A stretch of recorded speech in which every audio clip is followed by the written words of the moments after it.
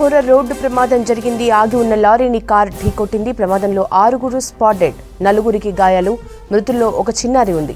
కోదాడ పురపాలక సంఘం పరిధి దుర్గాపురం జాతీయ రహదారిపై ఈ ప్రమాదం చోటు చేసుకుంది.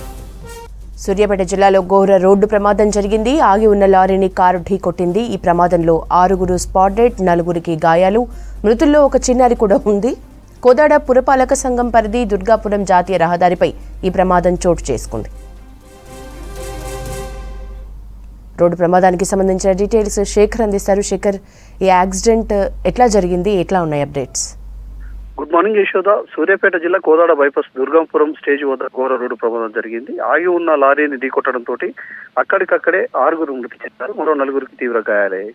అయితే మృతి చెందిన వారిలో ఒక చిన్నారి ఉంది. అదేవిధంగా గాయాలైన వారిలో 3 చిన్నారులు ఉన్నారు, ఒక మహిళ ఉన్నది. అయితే వీళ్ళంతా కూడా ఖమ్మం జిల్లా బోనకల్ గ్రామ వాస్తవ్యులు. వీళ్ళంతా హైదరాబాద్ లో నివాసం ఉంటూ ఉంటారు.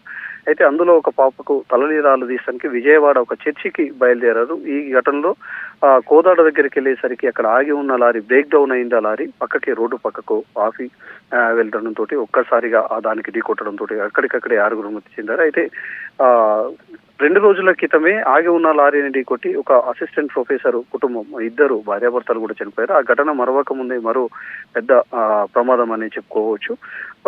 నేషనల్ హైవే మీద చాలా మంది లారీకి సంబంధించిన వాళ్ళు, ఎవరైతే లారీ డ్రైవర్లు ఉంటారో వాళ్ళంతా కూడా ముందుగా లారీని పక్కకు పెట్టుకొని నిద్రపోవాలి. కానీ వీళ్ళంతా కూడా రోడ్డు పక్కనే ఆపి వాళ్ళు అక్కడ ఉండడం తోటి ఇలాంటి ప్రమాదాలు జరుగుతున్నాయని చెప్పేసి కూడా పోలీసులు చెప్పుకొస్తున్నారు.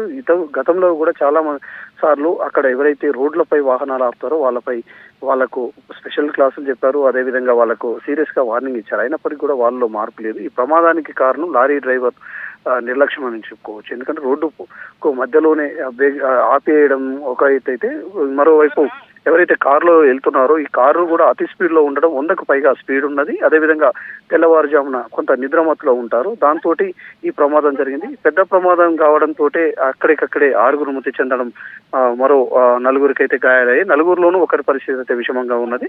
అందులో ఒక చిన్నారి ఉన్నారు.